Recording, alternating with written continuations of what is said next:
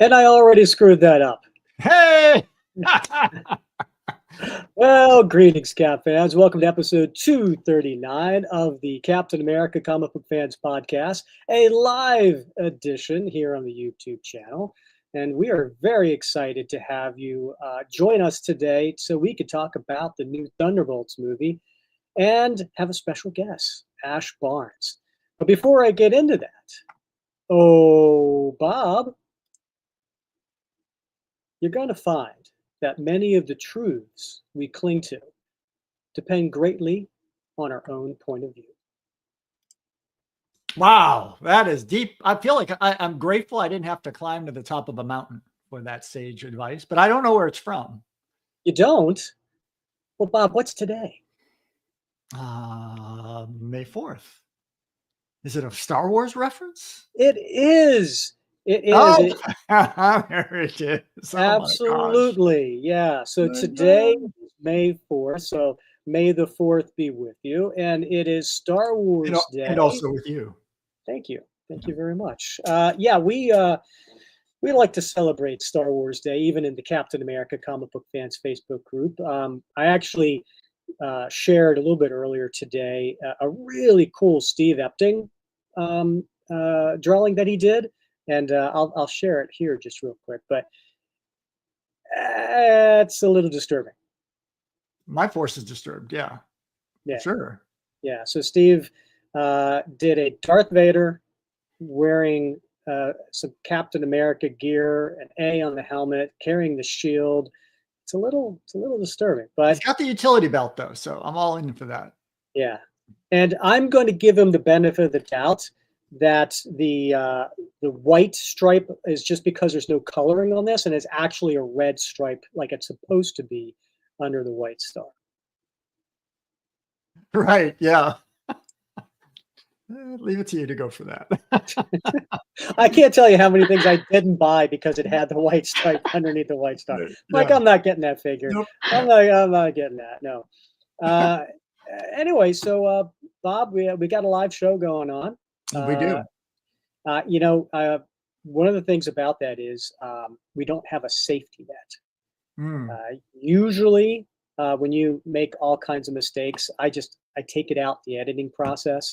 I'm not going to be able to do that for you this time, Bob. Well, I'll just have to be on my best behavior.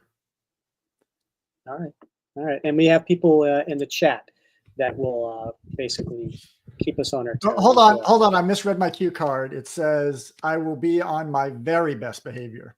Okay. Sorry. Fair enough.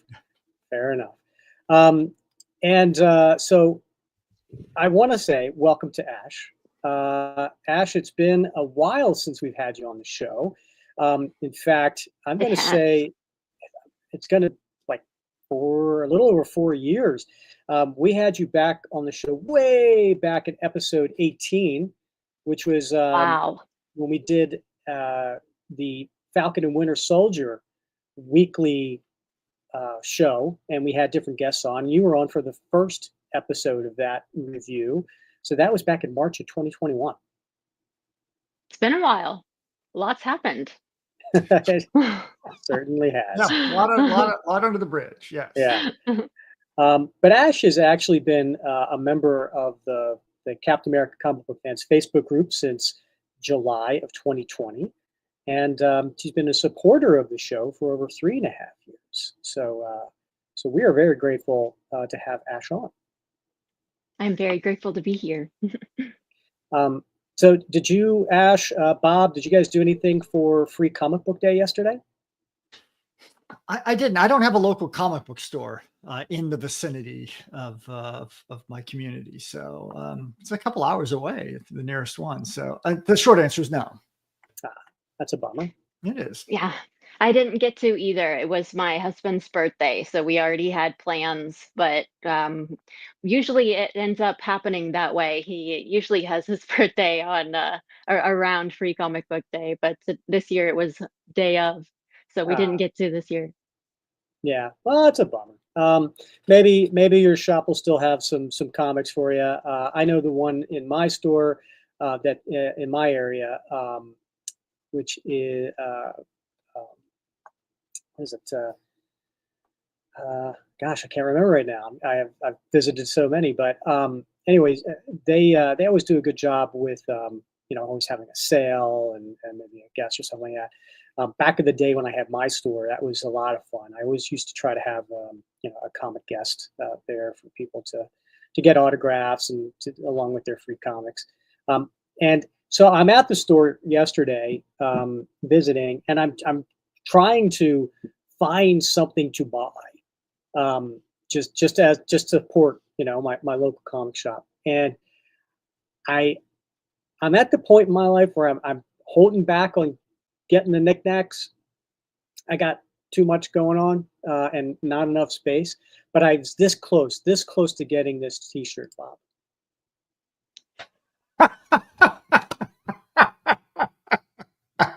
I love it. I love it. Yeah. I Missed opportunity. yeah. Maybe I can go back. Maybe I Yeah. can go back. You should. Yeah. Some regrets there. Yeah. So, Ash, tell us a little bit about what you have been up to, and because it's been 4 years, but also for those who maybe don't have an eidetic memory like Bob, and don't remember 4 years ago, the last time you were on the show, tell us a little bit also how you got into Captain America, and I think you like Bucky Barnes. I do. Yeah. So I admittedly did get into comics through the MCU as I am a bit younger. I was in high school when the Avengers came out. But that's how I got into it. All my friends, we watched all the movies, all, 6 of them back then.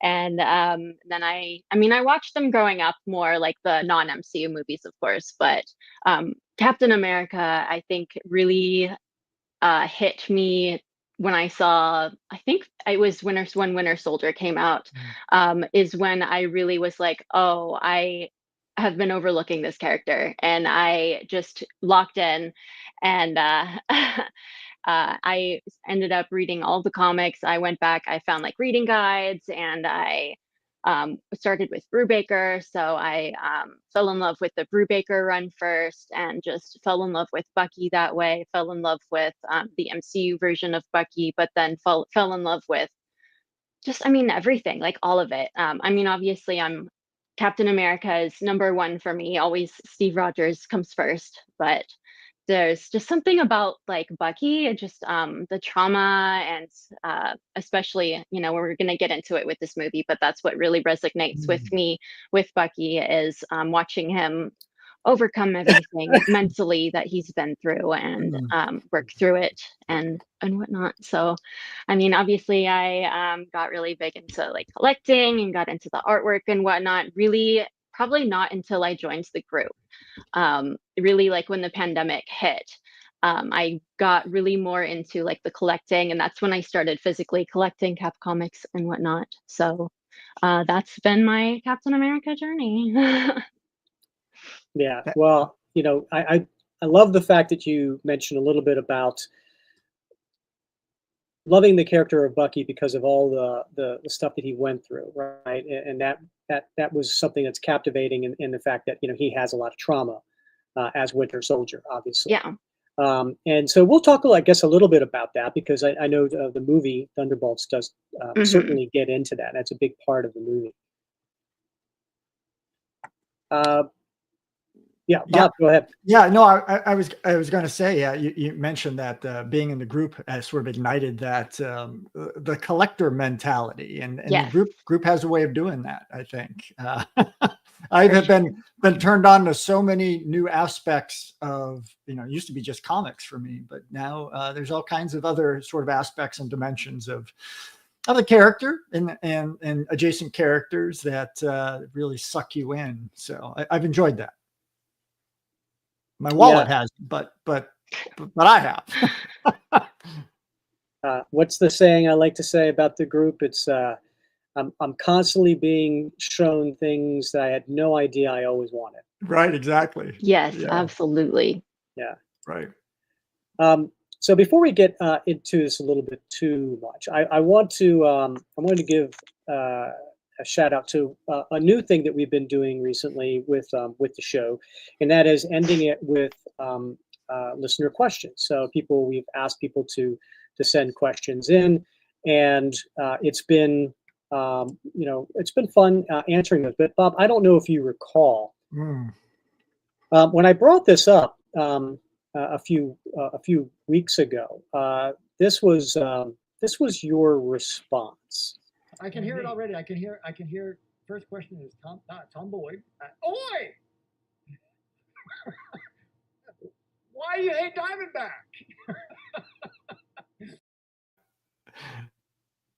So there it is. Yeah, because you particularly weren't very nice to Diamondback in that particular episode. So we did get a question in, and I do want to share it with. I wonder who it's from. Yeah. Oh, that's an easy one. Yeah. Yeah. I hate snakes, Jock. No, I don't hate Diamondback. My it gets bent out of proportion here. I don't hate the character of Diamondback, but I do think, we all have our little things that we like about Steve Rogers. I think Diamondback can be a bit of a distraction. So I don't like the crutch of like a relationship. I think sometimes like for example, I liked Bernie. I like Bernie because it was like a window into a side of Steve, his personal life. But with Diamondback, like I just feel like it's forced, right? I feel the same way with Sharon Carter sometimes. Quite honestly, I just feel like the relationship bit is forced, and so for me, it's just a bit of a distraction. So I don't hate either character. I just don't find it very interesting. Mm-hmm. Tom has a difference of opinion that he would like to share with you. Surprisingly. Yeah. Yes. So and I know we've had James Foley on the show. Yeah. And, he has also mentioned I think when a bit of a distraction. I think James means in a different way. Yeah, I think he's referring to something completely different. Yeah. Yeah. Okay. So anyway, as I mentioned, it's one of the things that we're doing at the end of the show. But today, obviously, there's a live chat, so we get to talk with people during it. Now, I would be remiss if I didn't mention a couple of things. So we do have a new supporter for the show, Michael Udlock has returned. You might remember Michael. He was the director for the community theater episode we did way back at 200, where Ash was Diamondback and Peggy Carter. She did the lovely voices for those two characters. And you weren't distracting at all, Ash. You were riveting. Yeah. Great performances. Yes. So Michael's back. So thank you for supporting the show again. We really do appreciate that. And if you would like to also become a supporter, we do have the opportunity at buymeacoffee.com/CapComicFans. And this is you can learn more about some of the perks that you get, including not only that for our super soldiers that get to be a guest on the show. Everybody gets to learn about our guests ahead of time and submit questions for our guests. And by the way, stick around because at the end of this episode, we will announce publicly who our next guests. Did I say guest plural? Yes, I did. And then also there's always the really, really cool What Would Cap Do challenge coin. And in addition to the coin, we have some handy dandy stickers too. So anyway, go to buymeacoffee.com/CapComicFans to learn more about that. And again, thank you to everybody who has been a supporter of the show, because without you, it'd be really hard to do this on a regular basis. Indeed.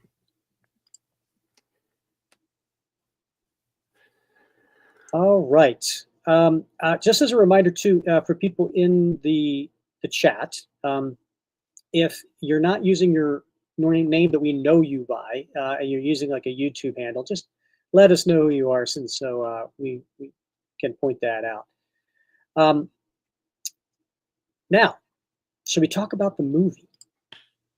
Now would be a good time to talk about that movie. All right. Okay. I'm gonna have to say, let's do this.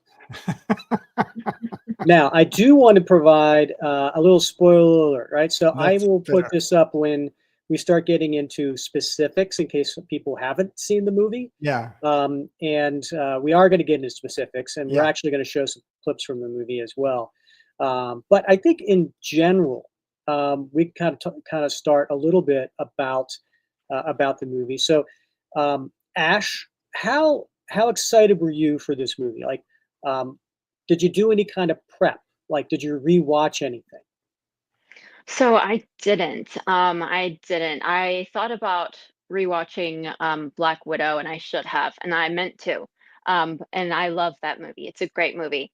But I did see it a couple times when it came out. I just didn't get around to it. I did reread. I know I didn't need to, but I did reread the 1997 Thunderbolts series just because I love that series.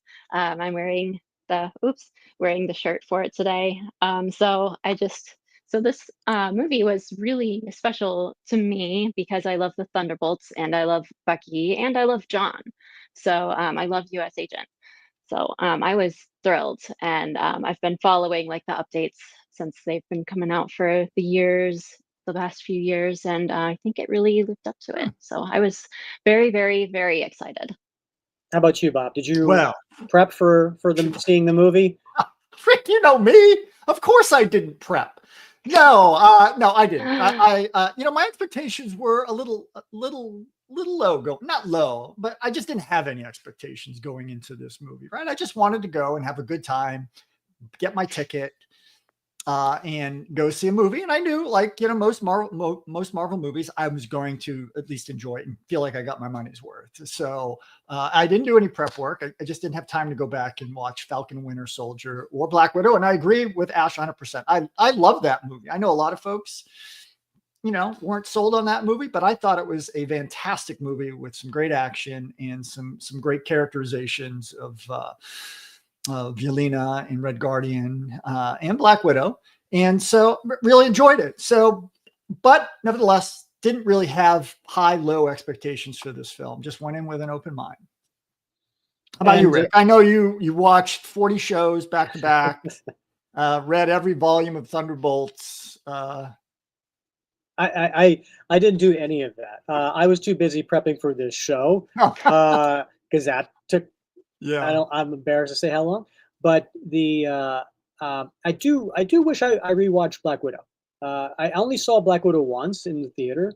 I enjoyed it, but like you said, there's Yelena, there's Red Guardian, there's Taskmaster, there's some of those elements, and I also would recommend to anybody, if they haven't seen Black Widow, see it before you see Thunderbolts. Fair. Maybe you don't have to rewatch it, but you should watch it at least once if you haven't already, because it helps explain the relationship between Red Guardian and the White Widow. Yeah. And also, I mean, that was it, the last episode of the Falcon and the Winter Soldier, right? There's a cameo by Yelena in that as well. I think that is definitely worth it. I think that was Hawkeye. Was it Hawkeye? The last episode of Hawkeye? Well, it wasn't the last episode. Winter Soldier was Val. Yes. I can't remember. Yeah. But throughout Hawkeye, Yelena was in there because she was trying to kill Hawkeye. Right. And I thought she was, to me, she was like one of the highlights of the Hawkeye show. Mm-hmm. Yeah. So, I mean, there were a lot of appearances sort of threading the background of Yelena before this movie. So, yeah, I mean, if you were to like show up, I think, for Thunderbolts and not having seen any of those shows, I think you're missing out on some of that characterization. Yeah, 100%. Well, how about we get into? First of all, do you read reviews ahead of time? Anything like that? I do not, Rick. I studiously avoid them, mostly because whatever the review is, I'm always going to get sucked into the comments, and then the comments invariably a food fight breaks out, and then I just get all upset. So I just ignore the whole thing from the get-go and anyway, it's healthier for me just to go in with an open mind on some of these films. Yeah, I agree. And that's why I see it that's why I saw it Thursday night. Yeah. Like I didn't want to hear anything about anything. How about you, Ash? There were no reviews out when I saw it because I got to see an early screening 2 weeks in advance. So I actually, when we were in the queue, was when the social media embargo lifted, and we were like, we're not looking at anything because we're literally seeing it in 5 minutes. So I got to go in pretty blind. What? You got to see it 2 weeks in advance? Yes. And I was suffering for 2 weeks. I had no one to talk to about it other than my husband, and it was awful. Hold on. Awful not being able to talk to anybody, or just being able to talk to your husband? Not being able to talk to anyone. Okay, good. Thanks for well, we all have things we regret. That's fantastic. And you've seen it how many times? I have seen it 4 times as of right now. I saw it 2 weeks ago, and then I had tickets to see it Thursday night. And then Saturday, my husband and I and my brother-in-law went to see it because we just loved it so much. And then I had to go see it again this morning. Oh my gosh. Because I don't know what to tell you. If Bucky Barnes is on the screen, he will be seen. I have to take the opportunity while I can when he's on the big screen. Yeah. And he's in something. Have you guys been watching any of the press where they're going around and the press junket? Because he shaved his head. He's got something he's starring in now where he's oh my gosh. Yeah, he shaved his head. He still has the beard, but he's a completely different look. Have you seen that? Yeah, he filmed a movie in Norway, and he missed like the first half of the press tour because of that. And so he just immediately, as soon as they were done filming, started the press tour. So he's like freshly bald. So and I know they're filming again soon, so I'm sure he'll get a nice Bucky wig. Yeah. Well, I might try that myself, Rick. I might try to do the whole, because this background thing isn't working with my Shaggy Doo here, and maybe I might try something new for our next show. Yeah. Don't get me started. James Foley says, "What you're needing to see Sebastian Stan on the screen sounds like his wife and Henry Cavill." I hear you, James. My wife's got a thing for Henry Cavill as well. Oh my gosh! But hey, I got to see Witcher out of it, so it doesn't matter. Yeah, that's a win-win. Yeah. All right. Well, let's talk about the cast, right? We mentioned a little bit about some of them, but let's kind of go into billing.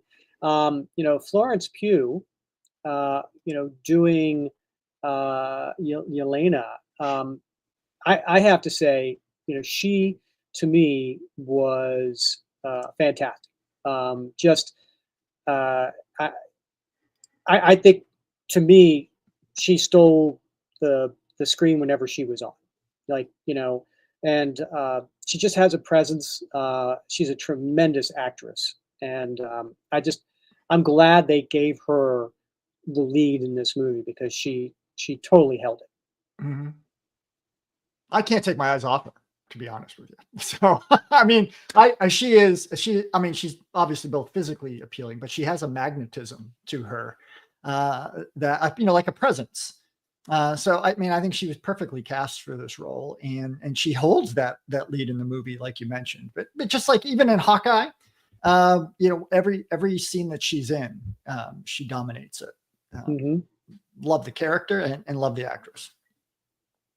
Yeah, she really gets that look in her eyes down, that just soulless, that just really sad, horrifying look. I feel like people are going to talk about her the way that people talk about like Chris Evans and Robert Downey Jr. someday when it comes to Marvel, for sure. Yeah. Wow, that's pretty high praise. I think. Well, so. I think you're right, Ash, because I do think we've seen a bit of her journey right? And it's clear from this movie that maybe that journey's not over, and she is on her arc as well. So I hope anyway we get to see a lot more of her. Well, according to Mark Domeyer, maybe there was too much of her. Do you think that was possible in this movie? I don't know. I disagree with that. I mean, I don't think it was overdone.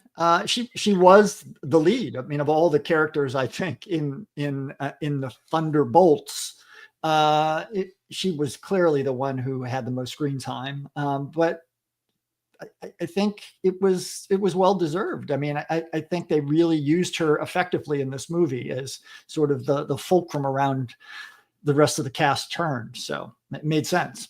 Mm-hmm. Yeah, I think her backstory is the most compelling one that hasn't been fleshed out yet. Right? I mean, I think the Falcon and Winter Soldier, we really got to see Bucky's backstory and the trauma of that and what he was coming to terms with, especially knowing the father of a man that he killed. We got that fleshed out. So we also got John Walker's background, fleshed out in that same story. So to me, Yelena really hadn't had that opportunity. So, I mean, she had some in Black Widow, but I think this one really talked more about the trauma, that she experienced, which I think was an important element to the story. And also what brought them all together is everybody having some trauma that they needed to deal with separately. Yeah, they were all broken in some way, right? And I'm sure we'll talk about that further. But they all were almost like exemplars of a kind of brokenness, or a different kind of trauma. So it worked, I thought. All right, well, let's get to Bucky Barnes, played by Sebastian Stan. Ash, I think you have an opinion. I mean, he always does great as Bucky. Every time he steps into the role, I think that he is really just the best actor to play this character. And I think that they gave him some good stuff to work with here. I mean, that scene on his motorcycle was just amazing. My theater, that early show, everyone clapped for him in that moment when he showed up on the motorcycle with the truck. I mean, it's incredible. So he's always a great Bucky. But even John Walker did, right? He was like, Bucky, he was like, everyone's excited for him.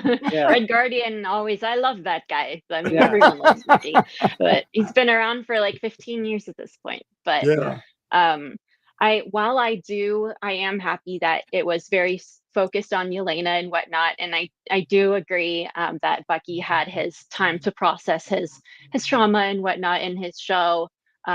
Sebastian does best as Bucky when he's given a lot of like emotional scenes to work with, and I think that there was some missed opportunity to have some kind of anything with him helping the conversation when it comes to like everything that they were struggling with when it comes to mental illness. And he already had his PTSD flashback scene in Falcon and the Winter Soldier, and he didn't necessarily need that void scene. But seeing Sebastian when he's putting on some kind of emotional performance with Bucky, I think is always when he's at his best.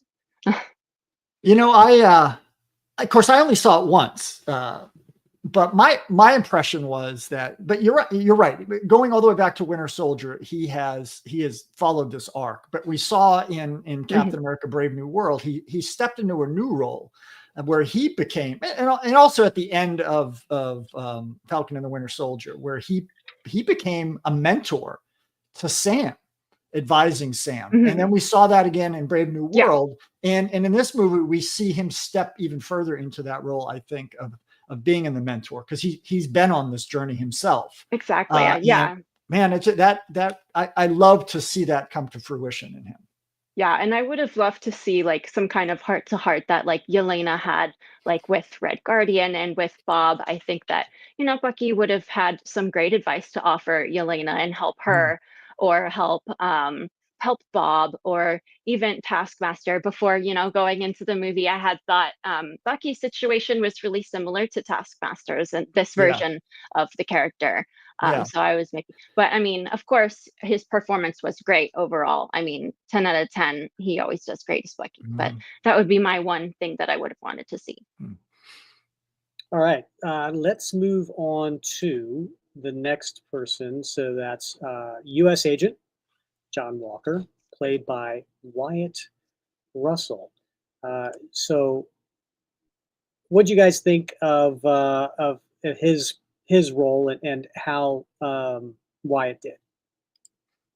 I hated that guy, but by the end of the movie, I love that guy. No, but by the end, I'm saying No. like what in the beginning of the movie, I was like, man, I even hate him more now than I did like in the show. But by the end of the movie, he was a lot more sympathetic.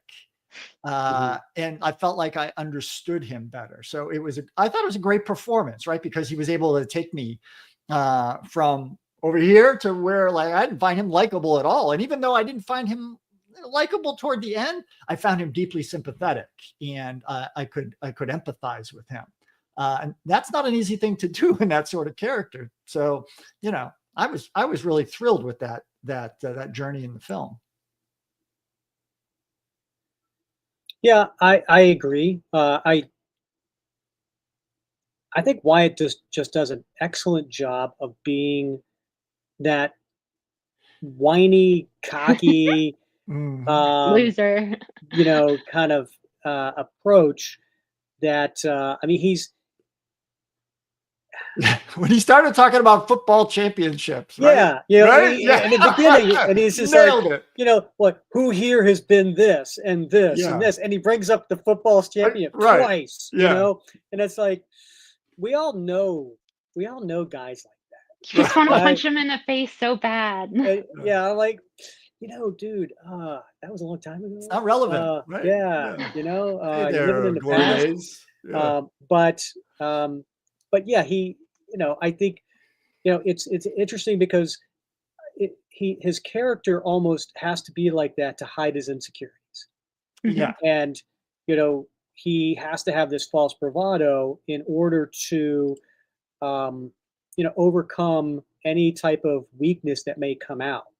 And, to your point, Bob, it comes through that, he has these weaknesses. He is vulnerable. He is just like us, and he's not just some jerk. He has a little bit of sympathetic type of story behind him. Yeah. And there was that, I don't want to give away any spoilers, but there was a scene toward the end when a little more was revealed about his home life, right? And there a look passed between him and Yelena that I thought was just so well played. No words were spoken, just a look, and it just really was a powerful moment, I thought. Yeah, and you could like see the shame in his eyes too in that scene. Yeah. I think Wyatt Russell's comedic delivery is unlike anything. I think he was hilarious the whole movie. I thought every line out of his mouth was just so funny because of how pathetic he is. I don't remember what it was, but I think it was when they were, like spoilers, but when they were talking in the back of the truck or something, bonding, like talking about his helmet. He's like, yeah, like cool hat. My hat. Like, it's so brilliant. So like, but I'll have to give it. I have to give it to Florence on how she reacted, and she's like, "Do you think it's cool?" Women have experience talking to men like that, right? Sure. Interestingly, I would say, like back in the Falcon and the Winter Soldier series, I was not. I got to be honest with you. I wasn't blown away by Russell's portrayal. Right. I think many people looked at like his portrayal as the new Captain America and like were like, but he really brought it home in Thunderbolts. And really proved us naysayers wrong, I think. I'm going to disagree with you, Bob. I thought he was excellent in the miniseries, because he played the role the way he was supposed to play the role. Yeah, that's the way it was intended. But I mean, I'm talking just about appearance. Just he didn't strike me as the guy that I thought John Walker was, right? Just the looming presence of a John Walker. So I was disappointed in that regard, and I was like, well, I don't know how they're going to make this work, but they did. So, Bob, just read the screen. Yeah, that's all you need. That's all that matters. Yeah, he's going to say anything to get at me now because of Diamondback. I get it. It's okay. I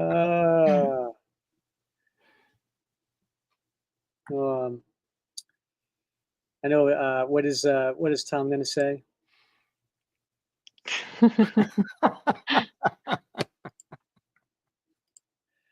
All right, let's get to the Red Guardian. Alexei, played by David Harbour. He, talk about stealing scenes, right? Unbelievable. He was great all the way around. Just loved him. And listen, I know I've seen some critics online talk about his and Yelena's accent, saying it's too much like Boris and Natasha. The Badenoms. But I don't care. Yeah, I don't care. First of all, Yelena's accent, adorable. Yeah. I love how she says, "Where's Bob?" Like the way she says Bob. Yeah. But Harbour doing the Red Guardian, that bravado, he was so much fun. Yeah. I can't get enough of him, honestly. Really can't. And I don't think he didn't voice the character, I think, in the third season of What If, the cartoon.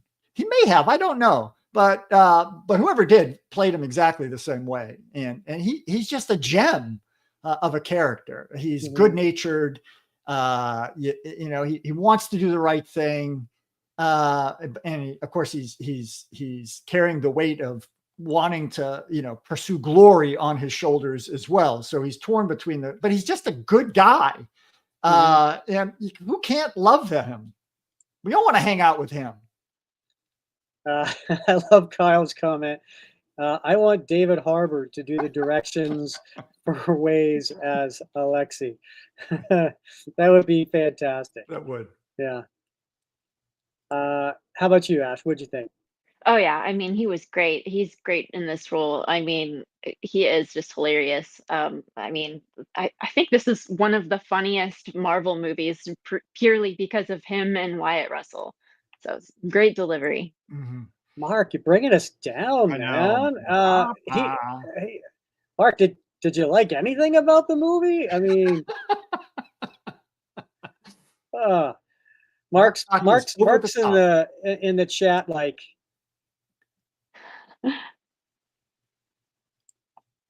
Yeah. Oh my gosh. And just the limo, right? Everything was spot on with the Red Guardian. Yeah, absolutely. He was great. All right, let's get to the next one. Ava Starr, Ghost, played by Hannah John-Kamen. She had a bigger role in this movie than we've seen her before. So she was an interesting character. What do you guys think of her portrayal, the actress? Still underutilized. She agree. did have a bigger role, but I mean, she's stuck in this. She's got all these great co-stars, and so something has to give, right? And so I think she definitely got the short end of the stick on this one, and not as short as some others. No, that is true. That is true. But I liked her because as we were talking about, they all have a certain kind of brokenness, and hers is like she's trapped in this suit, right? And like, what a terrible situation she's in, but she's doing the best that she can. So I would like to see more of her, and I hope we get a chance. I hope this is not the end of the journey for this team. I don't think it will be, and so maybe we'll get a chance to see some deeper study of her. Mm-hmm. Yeah, I agree. I feel like I definitely left wanting to see a lot more of her. I don't know, she's super That's adorable usually too. Bob's line, Ash. Tom, Tom. I agree. I mean, I thought she was great, and I did wish I could have seen more of her, but her character is great. I don't know, she's a real good team player. She went back for them twice, even at the very beginning when she didn't Mhm. have to. Wanted to see more of her. Yeah. Yeah, a lot of talent and charisma for sure. Yeah. Yep. I agree on all parts. All right. Now moving to the aforementioned Bob slash Sentry slash Void, played by Louis Pullman. So he was an interesting character, and so was wondering how they were going to, introduce the Sentry, and then introduce the Void. And I thought they did a good job there, but I really liked I liked Pullman's play of Bob. Kind of like the simple kind of, in the beginning, just very almost innocent, Mhm. portrayal. I thought Pullman did an excellent job. Yeah, he was I'm like, I didn't know what to expect, quite honestly, right? I haven't done a lot of reading about Sentry, and I've seen Pullman in a couple movies, including the most recent Maverick movie, right? The sequel to But she Top Gun. also played somebody by the name of Bob. Yeah, I know. Yeah, it's a great name. Like, who can argue with that? So, but you're right. He right from the very beginning, you're like, what is with this guy, right? He seems like a simpleton. Hmm. And there's so many questions hanging around him, but that gives some room to like answer those questions along the way. And by the end, even when at the height of his baddiness, he was still really kind of an interesting and sympathetic guy. And you wondered, like, where's this coming from? So, man, I love that character. And at the end of the movie, I loved him even more, as he's sipping his Coke or whatever he's doing there, his smoothie. So I think, well, we're going to see a lot more from Pullman, and I think that's a good thing. Hmm. Ash. Yeah, I he did great. I know that Stephen Young was supposed to be cast originally, like Glenn from The Walking Dead, and I saw him in Beef, and he did great. But now I don't think I could even see him in the role because he just did such a good job, and I don't feel like I could see Stephen do like the get the puppy dog innocence kind of Mm. aura down as much as Lewis did. So Hmm. it was a great performance. I agree. And getting back to Bob's point about the previous movie, I read that Pullman went to the director and said, "Look, I just played a character named Bob. Can we change his name?" And the director's like, "No, that's his name in the comics." I didn't know that. Yeah, and and he was like, "Well, can we just call him Robert?" And you're like, "No, no, this is how it works." And now the actor is like, "I'm really really excited that of how they used Bob, and now I'm fighting to see if I can be the live action Bob the Builder. I want to go for the trifecta, Right, right. Yeah. So I I thought that I'm was just looking forward to a lot of t-shirts and other collectible items with Bob on them. hmm So, because I'm going to be all over that. yeah. All right, let's get to um, another character. That would be Taskmaster, played by Olga Kurylenko, and uh, she had a role in this. I'll just play Taskmaster in case anybody doesn't remember the character. And if you don't remember the character after seeing the movie, kind of understand why.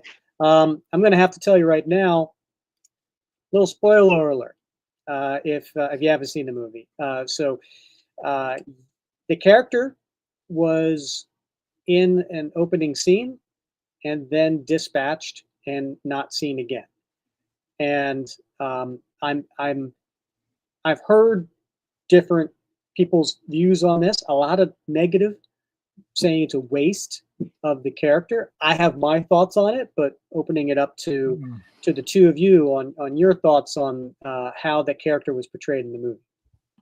Yeah, I was shocked and disappointed because of how quickly her role came and went. But it was awesome in that moment, right? It was a great little fight scene, and yeah, I was hoping to see more of Taskmaster, because we saw her reveal at the end of course, at the end of the Black Widow movie. And she was on her journey as well, much like Bucky, a lot of similarities, as you said. And but we didn't get to see anything come of that. So it's a shame. Yeah, I mean, I wouldn't call it a waste. I don't know if that's the term I'd use. I feel like maybe just there's there's things that they could have done there. I feel like she would have been a really great addition to the team, and there was some room for some good scenes there. I think she would have fit in with everyone real well. I did notice that she wasn't, like really in any of the trailers or anything. So I think people kind of caught on that she was going to die. I didn't expect it, or, but I didn't expect it to be after having one line. I feel like that kind of makes me a bit sad, and it's just a little disappointing in general.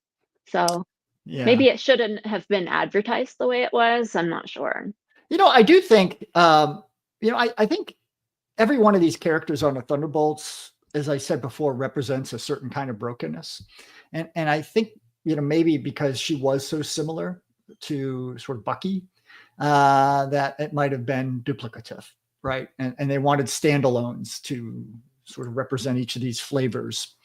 So maybe she wasn't necessary. Although I do think, I'll use that. I do think it was a waste, because I think might have been an interesting and useful character moving forward.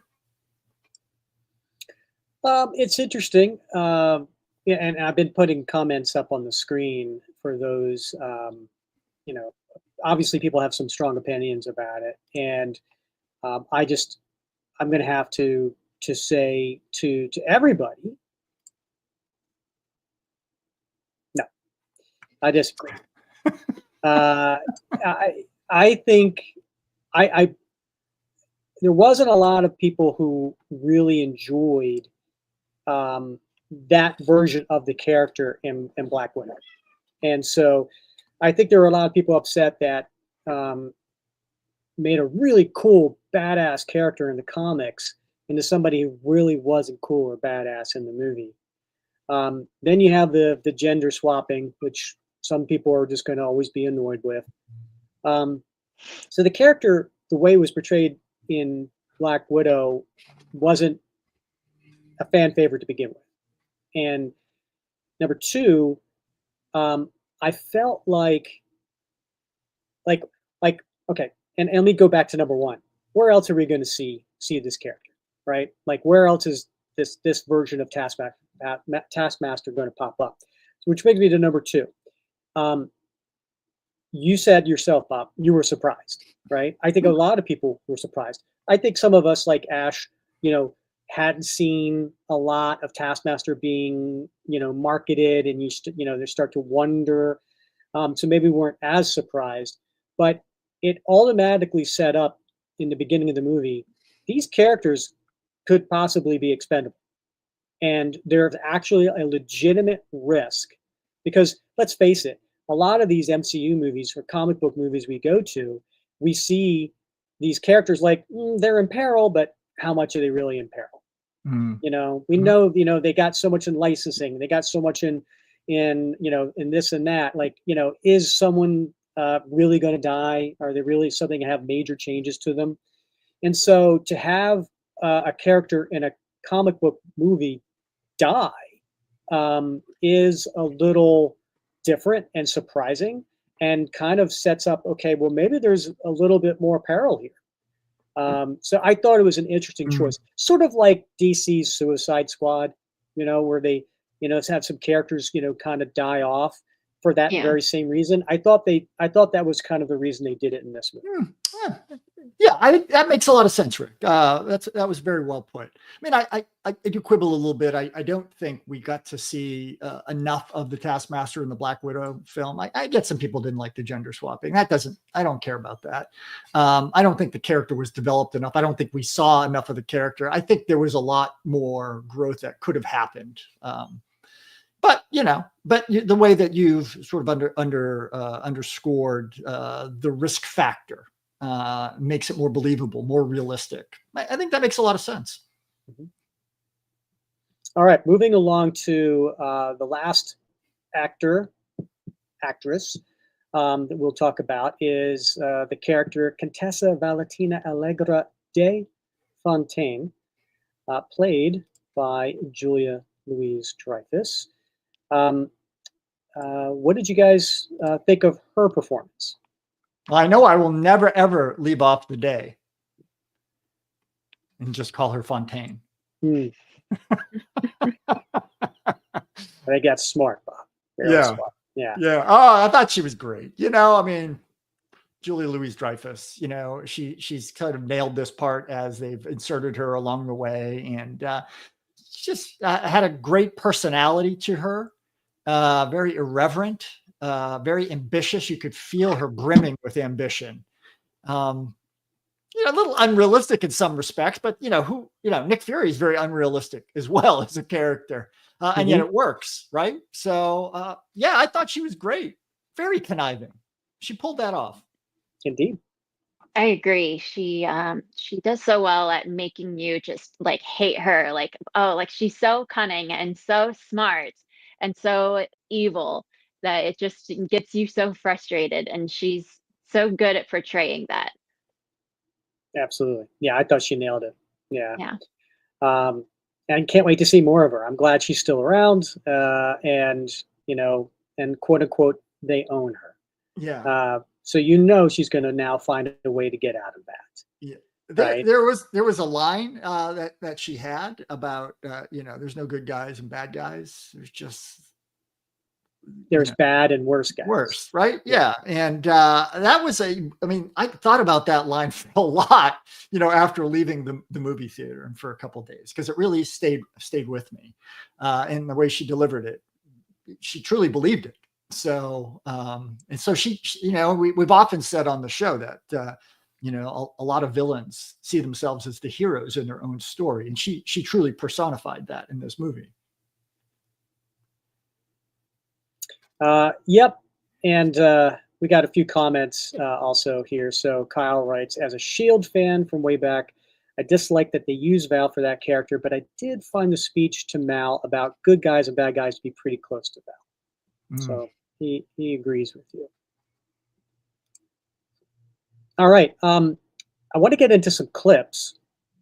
But before I do, I want to talk a little bit about overall, what did you think of the movie? And, whether the plot, the dialogue, action scenes, special effects, overall, how would you rate this movie? And you could do a scale of 1 to 10, 1 to 5, a letter scale, however you want to do it. Yeah. Well, for me, Rick, definitely for me, this was an 8.5 out of 10 for me, maybe even a 9, and certainly in the top third of Marvel movies for me for a lot of reasons, but I absolutely loved it. Yeah, I give it a 10 out of 10. I mean, I loved it. I loved everything they did with the theme of depression and mental illness all together. I think that's why I love it so much. I love the Thunderbolts because the themes of like found family and redemption, I think they stuck really true to that as a Thunderbolts movie. So I was really satisfied with what they did. I agree with you. I absolutely agree with you. I probably would go. It's a solid A for me. It's a 9 out of 10. I think the story, but also definitely the acting. Some of the things, it's popcorn moments, and so it's not I don't think Oscar worthy, but as a comic book movie goes, this is definitely a really really strong movie, and I will save where I think it ranks at the end. And Bob, that was kind of in the outline that I provided. Oh yeah, yeah. When I don't read that stuff. Yeah, it's okay. All right, let's get to a clip. Again, I'm going to have to say spoiler alert. So we're going to give a clip here, and also I am going to have to provide a little disclaimer here that these are for review only.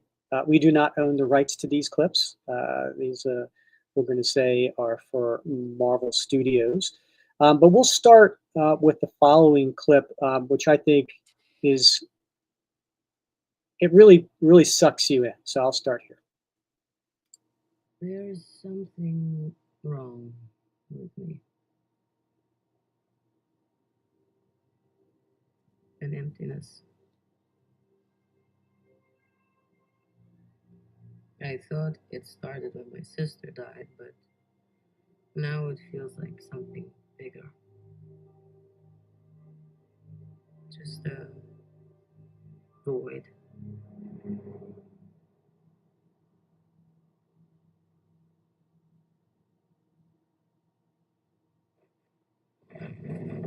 Or maybe I'm just bored.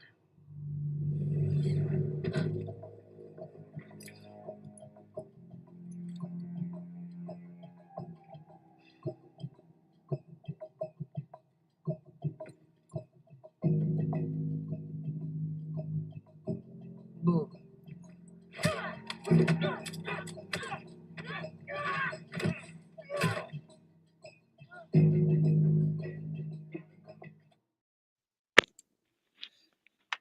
All right. What do you guys think of that scene? So who here doesn't self-talk? Right? Like going about your day, having a conversation with yourself, sometimes out loud. I found it was very sympathetic as she went about this mission, talking to herself, despite the fact that, extremely dangerous situations, and really struggling. This wasn't like happy self-talk, right? This was like reflective, critical self-talk. And I think we've all been there. So I think we can all see something of ourselves in Yelena at this moment. Yeah, it's heartbreaking. I mean, she's wearing a tracksuit. She's not even wearing any kind of protective anything, and you can just see that soulless look in her eyes.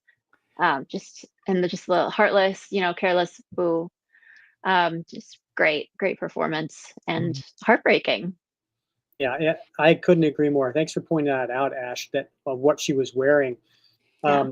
So the director actually said to her and to the cast, own these characters and come to me with what ideas you have.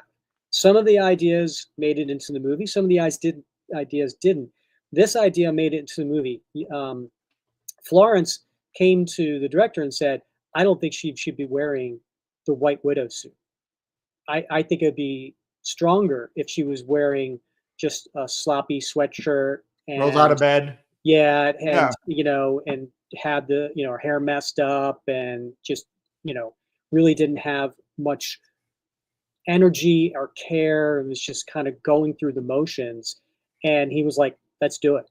And so to your point, Ash, I think that made a big difference in the scene of how she did it. Now, also, this was the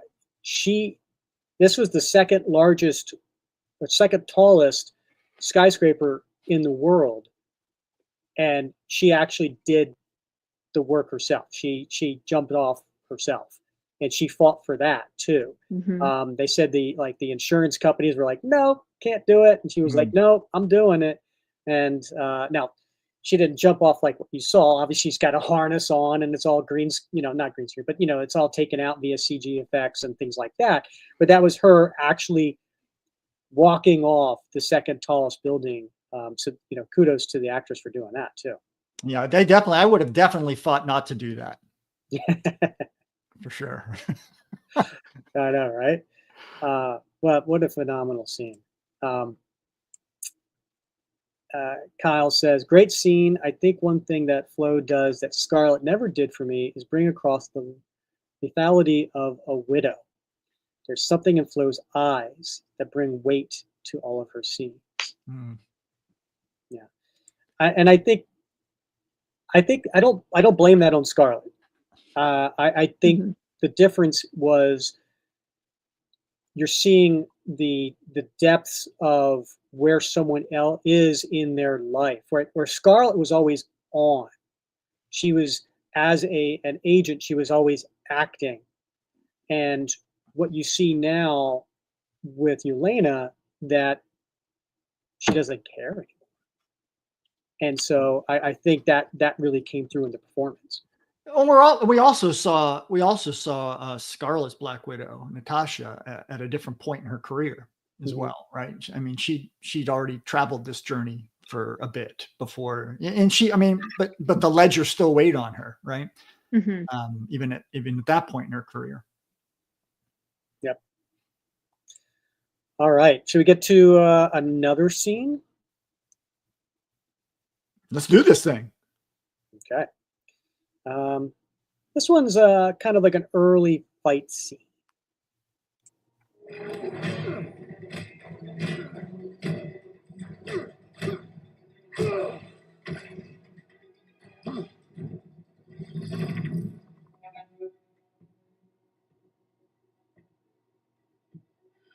There you are. Now what? Oh, get over yourself.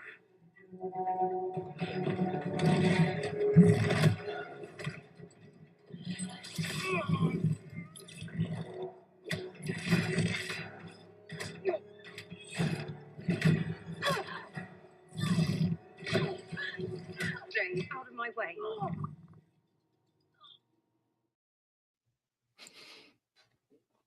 That was a great scene. Yeah. Well, it was a fun scene for sure. I mean, it establishes that these characters are all hand-to-hand fighters. They're all lethal, and they all don't know what's going on. And you can see each one has their own individual mission, right? Like Ghost is focused on Taskmaster. White Widow is focused on Ghost. U.S. Agent is focused on White Widow. It's and you're starting to piece together what's going on here. Right. Yeah. I thought it was really well choreographed, right? Because they were all trying to get around each other to fight the person that they were assigned to go after. And so there was a little bit of avoidance at the same time as aggression. So that's not easy to pull off on film, I think. I also really love the score. I think I want to say that's the Thunderbolts theme. And I love the score, and it just really sets the tone for that scene, I think, like the confusion and the intensity, and also Wyatt Russell. I love him as John, like his mannerisms, like that little shake that he did, the frustration, like the little microaggression there. And now what? Like he's such a jerk. He stands out to me in that scene every time. Yeah. And of course he thinks it's all about him, right? Yeah. It's just an annoyance. Yeah. All right. I'm sorry. I don't know who Cryptip Zeker 415 is. Oh, that's Aaron. Aaron Paul? I think so. Is that Aaron? I don't know. So they write, I was really worried they were going to make John Walker look like a punk in his fights, but I'm so happy they made him a powerhouse here. Yeah. And I think the John Walker fans out there are always worried about John Walker looking like a punk. Yes. Right. I can't tell you how many times I've seen them basically say, "Oh, this writer, they're just using John as kind of like that, plot device, as opposed to whatever." And but I think in this case, we all said earlier, right, that John Walker was used well in this movie. Yeah, I think they wanted him to look like a punk as Captain America, but he's great as U.S. Agent. Yeah, and he's got the serum now, so he's got that strength. Yep. Yes, it was. It was Aaron Paul. All right. So Aaron is the #1 Sam fan. So we have the #1 Bucky fan here. We have the #1 Sam fan here. We have the #1 Diamondback fan here. John, John's not here. I'd say we have the #1 Batroc fan. But Bob, what are you the #1 fan of? You, Rick. That's a good answer. That's definitely. You know what? Or I think it was maybe a little bit more appropriate would be Sergeant Mike Duffy. No. Okay.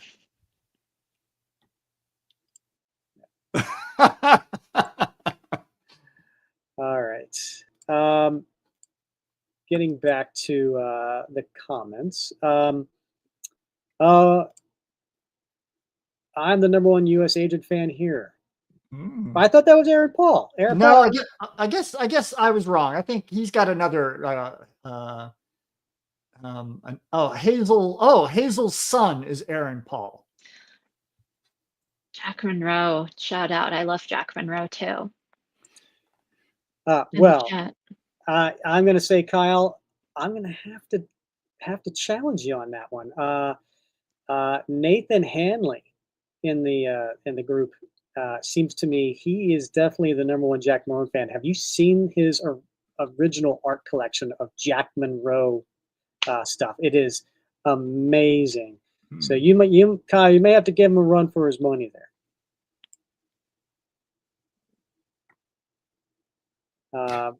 And now everybody's piling in. All right, Mark. Okay. And of course, what was it, Mark? Was it you that stole Jack Monroe from me in the draft when you were on? I can't remember. All right. Oh, very nice, Kyle. Look at that. What a gentleman.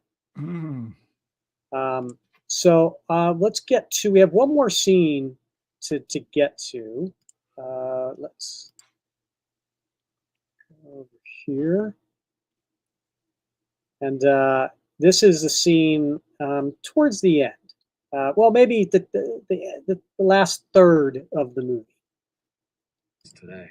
Congressman Barnes, wow. I never really thought you'd have a promising political career, but less than half a term. Yikes. We're taking the inval. I don't think so. Junior varsity, Captain America.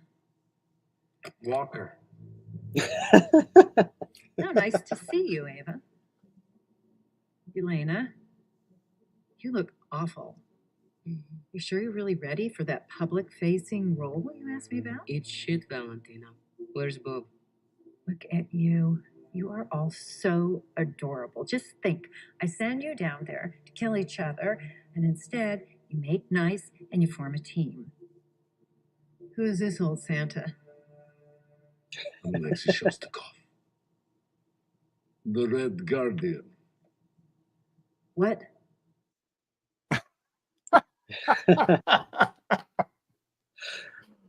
So many things I loved about that scene. Yeah. First of all, Julie Louis-Dreyfus, perfect. The way she looked at each one, the way she was so condescending. She had the quips for each person. The junior varsity Captain America. I mean, she was just the only person she didn't insult was Ghost, and that's because she was taken aback by Yelena looking at her. And then, of course, who was the old Santa Claus? What's old Santa? Santa is old, right? I mean, if you're old Santa, that's bad. Right. But again, I love Yelena, her accent. Where's Bub? It's very cute. Yeah. I love that scene. And the other thing too is so cool. Did you guys notice how they all went around to circle her? Right? Like they didn't have to talk to each other. They're a team that hasn't really been a team, and yet they already knew how to, make this formation around her. And I thought that was, just something that was really interesting to me. And I loved the Bucky and John interactions there. Just the fact that Bucky can kind of like calm him with just one word, like, I don't know. And then he just kind of like, "Ah, fine, I won't kill her." Right. Yeah. Again, he's like the adult in the room, kind of, right? The Yeah. mentor, right? And he can correct with a with a word or a look, right? Yeah, great point. Is Who's the Old Santa is funnier because David Harbour played Santa in Violent Night. You guys ever see Violent Night? I did not. No, and I didn't know that. Yeah, I have not. I'm not a horror movie fan. But yeah. But anyway, yeah, Julia was great. Loved her role in this movie, and I think scenes like that just shows how much she brings to the movie. Now, if they could just work Kramer into this the next go around, that would be awesome. Actually, it would probably need to. It'd be great if she opens up the door, like here's one of my henchmen, and she opens up the door, and it's Newman. right? Right. Yeah. Oh man. All right, so let's get to where does this movie rank in the MCU movies? So this is I want to say the 35th MCU movie. Yeah, this is the 35th, not including the TV shows or anything like that. And we already know what Bob feels it's in the top third. Yeah. Bob, do you want to get more specific? Yeah, I do. I do want to say it's in the top third for me, right? But I want to caveat that because this movie's a little bit special. It's a little bit different. So I look back, maybe Winter Soldier has a real redemptive theme to it, and this movie does too. So it's a little bit different, I think, than most Marvel movies because while it's entertaining, it's action packed, it has great characterizations. There's a broader theme to the movie, right? So, even if you're not a big Marvel fan, you can still get a lot out of this movie, just because the message is so there for you to take. So for me, it's in the top third. I would definitely put it for me in probably maybe the top 4 Marvel movies. I enjoyed it that much, but I also, because I think the message that it shares with the audience is so vital and is done so well that it has a special place of its own. Yep, I couldn't agree more. Ash? Yeah, I agree. Not only is it in the top third, but I don't know if it would be in the top 5 for me. I know obviously the Cap movies would be the top, but I mean it would probably be like maybe number like 4 or 5. But I mean I agree. Just the message, as someone who struggles with depression and all of that wonderful stuff, and has some stuff, some trauma. I mean, the Marvel has really never done anything like this before in the films. They've never gone this deep with addressing depression, and I think how like the characters, because these characters all go through horrible things every day, and they've never really gone this deep with how to deal with it and whatnot. So that really gets it up there for me. I also didn't think I would like the movie if Zemo wasn't going to be in it, but I did. And I did completely gaslight myself into thinking that he was going to be the surprise twist at the end, like in the original series. Like up until like the week before I saw the movie, I was like, I'm not going to be happy if he's not the surprise twist, because I'm a big Zemo fan and they kind of tease him. But so I'm actually surprised by how much I loved it, even with that. Yeah, all great points. It would have been cool if Zemo did show up kind of along the way. I think a lot of people were hoping for that or expecting that.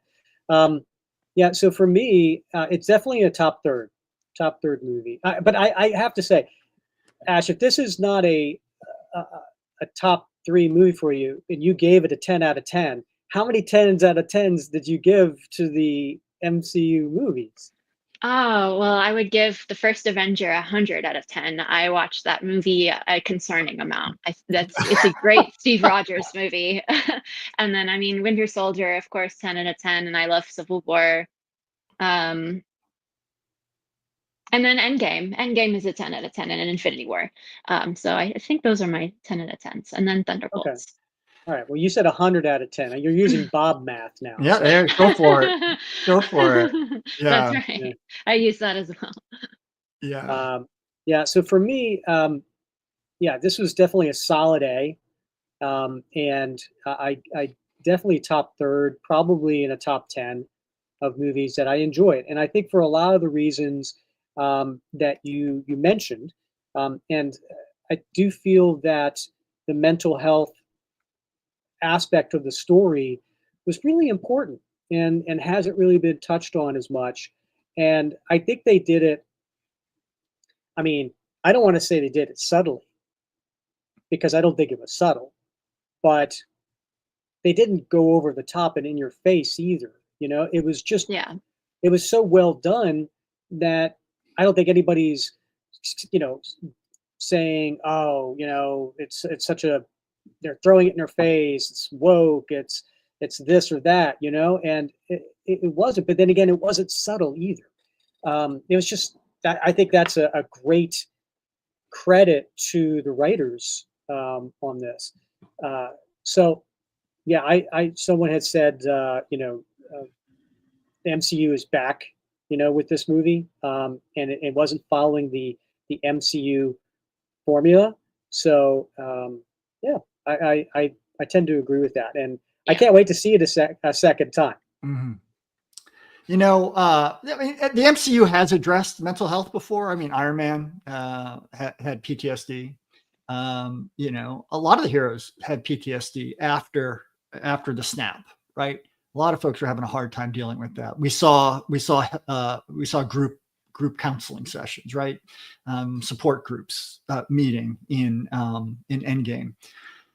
But this was a little bit different, right? Because we're, as I mentioned earlier, different kinds of brokenness, right? Regret, shame, feelings that you haven't lived up to your potential.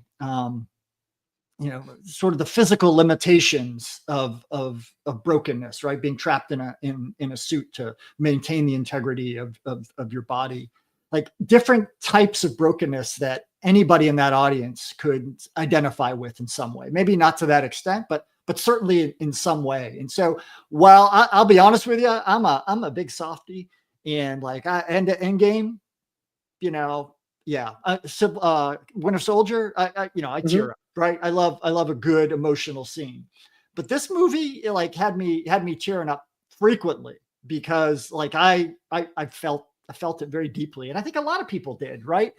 So I think this is going to get better with age for me and for a lot of viewers that even maybe came into the first viewing and said, I liked it, but it didn't really hit me. But I think with subsequent viewings, I think it will resonate with a lot of people. Yep. Yeah, excellent points. And people in the chat are giving their rankings as well. Most are positive. Most are pretty high. You know, a couple maybe in the middle. Don't see anyone who really didn't like the movie, which we couldn't say that about, you know, for example, the last Captain America movie, right? So I think this movie definitely hits home with a lot of the MCU viewers. Um, one question was, how do you guys feel that this movie kind of sacrifices a proper depiction of the Thunderbolts since they made a joke out of the name origin? I've been going back and forth on that. Again, just because I love the original Thunderbolts, I would have loved to see, I would love to see those characters on the screen, like the original lineup. I don't think that would ever happen in the MCU. So I feel like this is as close as we'll get to Thunderbolts on the big screen. Again, I would have loved to see Zemo. It was his team at the very beginning, but just because they stuck so true to, I think, the core themes that I would consider like the Thunderbolts of struggling with morality and like doing the right thing, being a hero instead of and then Found Family. I feel like a lot of people have been saying that this team feels like they're even more of a family than the original Avengers in the MCU early on. So I don't know. I go back and forth. I would have loved to see something more accurate, but I'm also surprised at how well they did it in comparison to the comics, I guess. And Mel, she could be Songbird. Who knows? I it's like nice that they do these subtle little nods to the comics sometimes, but also I wish sometimes they would be more explicit with it. Some people were pointing out that she had the Songbird necklace on and she used like a sonic sound device. So maybe they'll do something with that in the future. Interesting. Yeah, it is interesting. And I just put up on the screen just the ratings seem to be going really, really well. This movie is, the critics as well as the viewers are giving excellent ratings on the movie. So that, says a lot for hopefully getting people back into the movie theater and, giving the Marvel studios some like, hey, maybe you can try some things like this. Maybe less formulaic. Maybe getting the actors, to own the characters and come up with some things, that work. So we'll see. But getting back to what you were saying, and some of the people in the chat were saying about Thunderbolts, right? And it has a little asterisk, at the end, and we finally get to see what that means, right? It's the asterisk is, again, this is a spoiler. The asterisk means New Avengers. And when they were creating this movie, it was almost like the Thunderbolts was the title that was holding it in place. And then when they were going to release it, they were going to release it as New Avengers. And then they decided not to, instead, do what they did at the end. And I loved the reaction in the credits, right? You see the headlines, Yeah. And it was almost like they were doing a preemptive strike, of like, because fanboys are gonna go out there and say New Avengers, and have their ideas and everything. So they almost did like a preemptive strike by doing it themselves, And my wife, she loved the fact that they called it, one headline called it "B Vengers," because it's the B crew. So what did you guys think of that? Well, I liked it. I'm not sure it's certainly not permanent, right? Because they do talk about this at the end, and there's a dispute over trademark about the Avengers, right? And I don't want to go into that because I want to ruin the fun for folks who haven't seen it yet. But so we may see this team back as the Thunderbolts in some future instance, and I hope so. I hope that that's the direction it goes in. Yeah, I will say, let's talk about the end credit scene real quick, right? So now there's two end credit scenes, right? There's the mid credit scene, which is hilarious. And if you guys want to talk about that, we can. But really, I think what people want to talk about is the last one.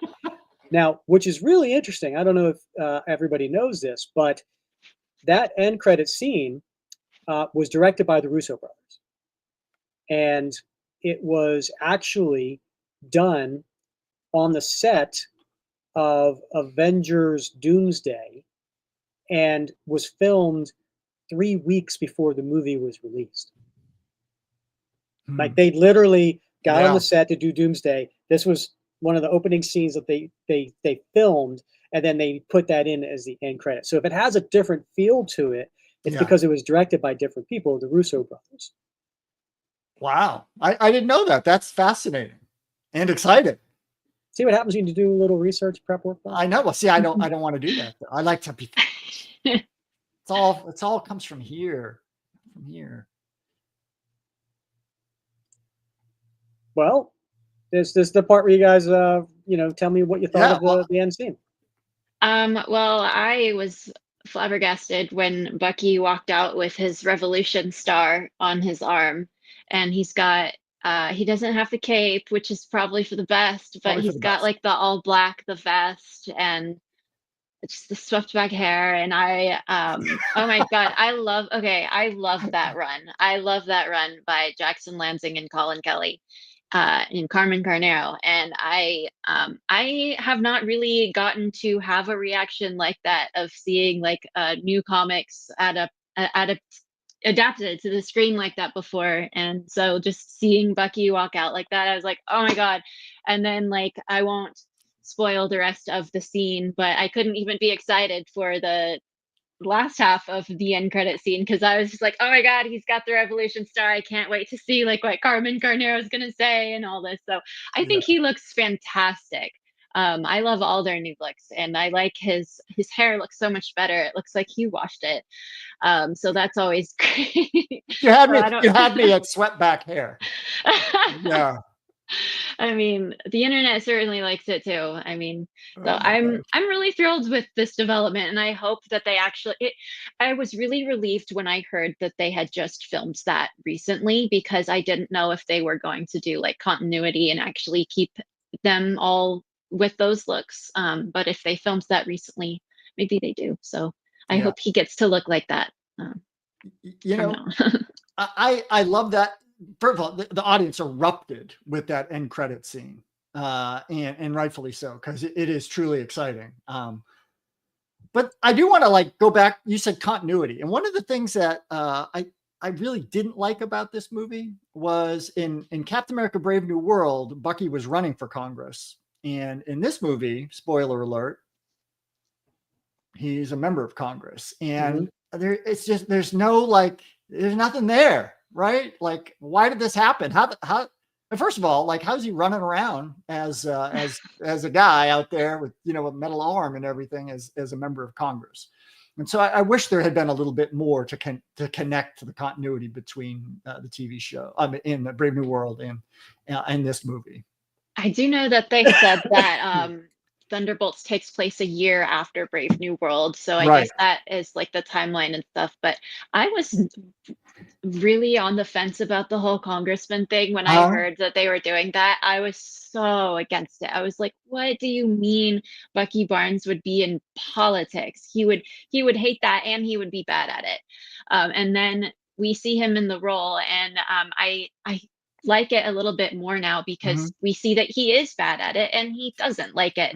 But and it's because that's not the way that he goes about doing things. He wants to do good the way that he has been doing it as the Winter Soldier, not fully the Winter Soldier anymore, but that's still in him, and that's how he does things. So good point. I was relieved that they did it the way that they did it, and it's funny, you know, there's funny things about it. So there is. And he represents Brooklyn, so you know, that's his district. And he doesn't wear his glove anymore. He gets to walk around without his arm. He used to wear his glove a lot more, and then I noticed once he's healing a bit more, and he doesn't really care about civilians staring at his arm anymore. So I liked that detail. That's a good point. Yeah. Question is Bucky allowed to be a congressman while still being an active Avenger?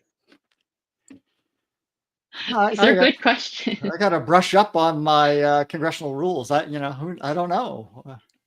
I guess imagine seeing the congressman, your congressman, fighting aliens in outer space. I don't know. Where does he park his Quinjet? You know. So, yeah. All right. Well, I think we're wrapping this up, and I want to thank everybody for watching the show live and putting comments in there. And so hopefully, when this goes out later this week, people are watching on YouTube, because the comments have been fantastic, and I appreciate everybody chiming in. I just want to say, coming up, we've got some cool things coming up.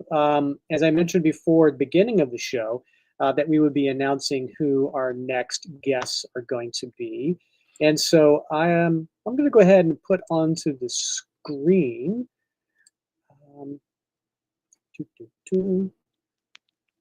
our next 4 episodes. Bob, should we give away all like why not? All right. Yeah, all right. We got a captive audience.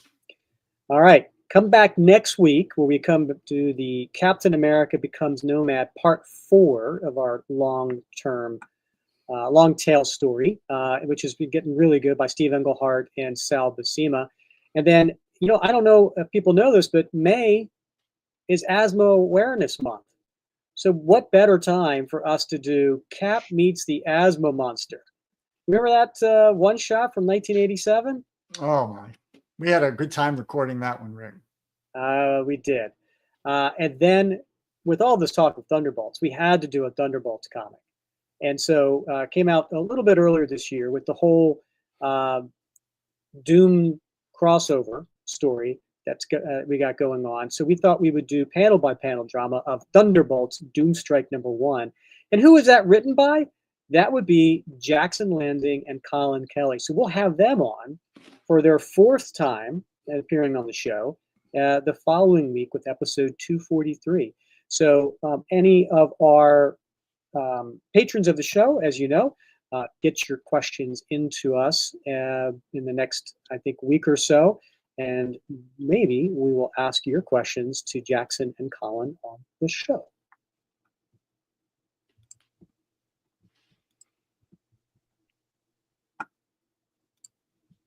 All right.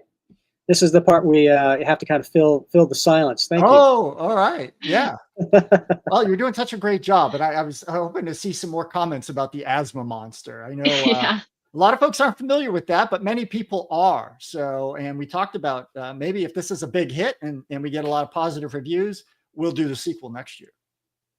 Yeah, right. Because there was a sequel that Marvel created. It was the return of the asthma monster. So we will see how people react to that one in a couple of weeks. I don't think I knew there was a sequel. I Yeah, don't think I knew that. yeah. I think we're giving everybody plenty of time. So when you go to your comic conventions, go to the dollar bins and keep an eye peeled for Captain America Asthma Monster. Yeah, it's pretty fun. It's a pretty fun read, as you will learn if you tune into that show. Yeah, that'd be a lot of fun. Wait a minute. Vincent says, "Do you think we should get the Asthma Monster in the MCU?" I think eventually every character is going to make it into the MCU in one way or not. They're going. Oh boy. Yeah. Jack Black as the Asthma Monster. It would be fun. Yeah.